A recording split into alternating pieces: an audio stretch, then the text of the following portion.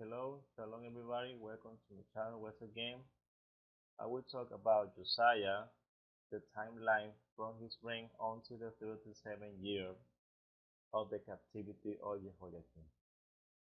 Okay, Josiah reigned 31 years in Jerusalem, and we can see that it's recorded his 8th year and also his 12th year in the book of Chronicles. In the book of Jeremiah, is recorded that he began to prophesy to the people of Judah in his 13th year of his reign. Then, in the 18th year of his reign, the high priest found the book of the law, and they celebrated the feast of Passover, the festival of Pesach. Then, in his last year of his reign, he died because the king of Egypt was going up to help the king of Assyria, and Josiah didn't let him go, didn't let him pass through the land of Israel, and he was killed in Megiddo. Then Jehoahaz, his son, was taken by the people of Judah, and he reigned 3 months in Jerusalem. But the king of Egypt took him to Riblah in the land of Hamath, and he couldn't reign in Jerusalem. We don't know the time that he wasn't able to reign, but we know that he was the youngest son of Josiah. He was 23 years old. And after that, the king of Egypt took him to Egypt, and he died there according to the prophecy of Jeremiah. And the king of Egypt put the king Jechoiakin, another son of Josiah. He was 25 years old when he began to reign, and he reigned 11 years in Jerusalem. Now in the 3rd year of Jehoiakim, the king of Babylon, Nebuchadnezzar, came to Jerusalem, and he took it. And he took some of the people of Judea to Babylon, and one of them was the prophet Daniel. And it was in the 3rd year of Jehoiakim, and Nebuchadnezzar was campaigning with his father, and he was not still the king in Babylon because his father died next year.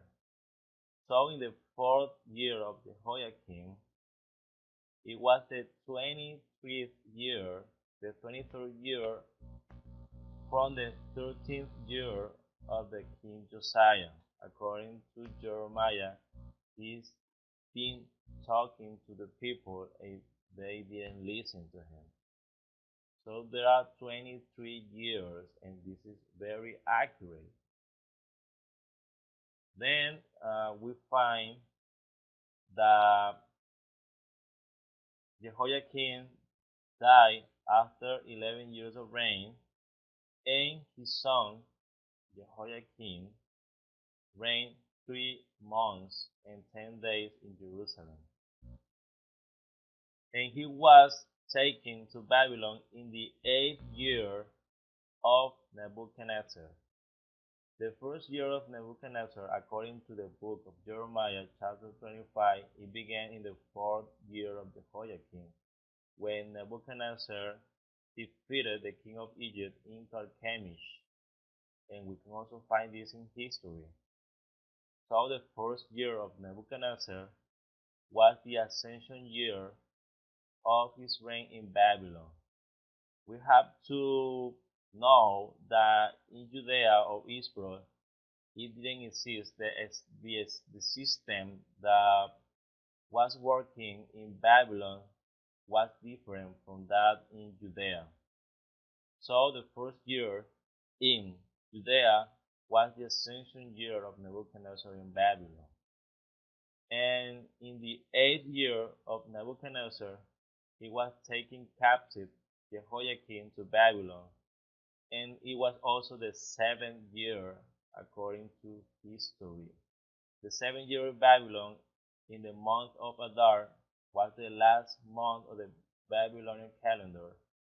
But in Judah, it was the new year, because according to the book of Chronicles, it was the return of the year, and the return of the year was the Shuvah Hashanah in Hebrew. So in Judea was the new year, but in Babylon was still the year before. Now Zedekiah reigned 11 years in Jerusalem. Zedekiah was 21 years old when he began to reign. And Jechoiakin,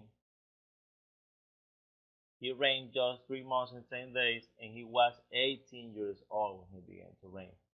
There is a difference with the book of Chronicles that says that he was 8 years old. So probably that's a mistake in the book. And according to the book of Kings, he was 18 years old. Okay, now we will go to the 30th year of Ezekiel the prophet, and it was also the 5th year of the captivity of Jechoiakin. Alright, so Ezekiel is counting from the perspective in Judea, because the 9th year, the 10th month, the 10th day, he recorded it was the day when the king of Babylon came to Jerusalem. That is the same date for the reign of Zedekiah. Now in the book of Jeremiah, in the 10th year of Zedekiah, it was the same 18th year of Nebuchadnezzar. And then in the 11th year of Zedekiah was the temple destroyed, so was the 19th year of Nebuchadnezzar.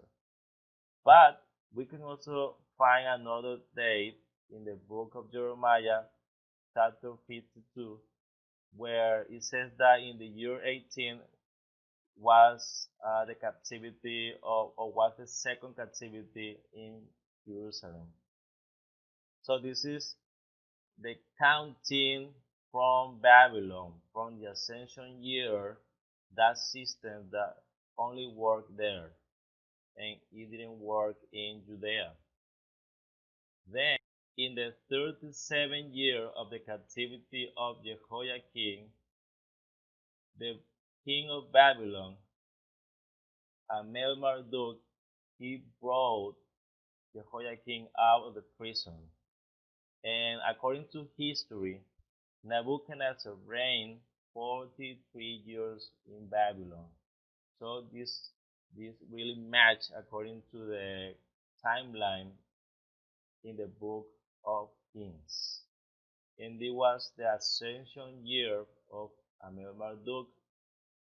Alright, so according to this chart, we can see that the destruction of the temple was in the 587 year BCE. These are the reigns. This is the reign of Josiah from year 1 to year 31st.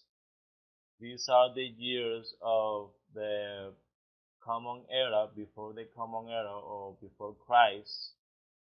And the reign of Jehoiakim, Jehoahaz, and Jehoiakim, 3 months and 10 days, and 11 years of Zedekiah. We have to understand that in the Bible, when a king reigned, for example, 40 years, his last year was the year 40th, and the first year was the year number 1. That it was also the last year of the king before. Alright, so in the 587 year was the temple destroyed. During 18 months, Nebuchadnezzar sieged Jerusalem. And this is accurate because from the 10th month until the 4th month, when the wall was broken, there are 18 months. So we have to check the date that this is really wrong. It's wrong in Wikipedia and some other books that we can read. Alright, thank you so much for listening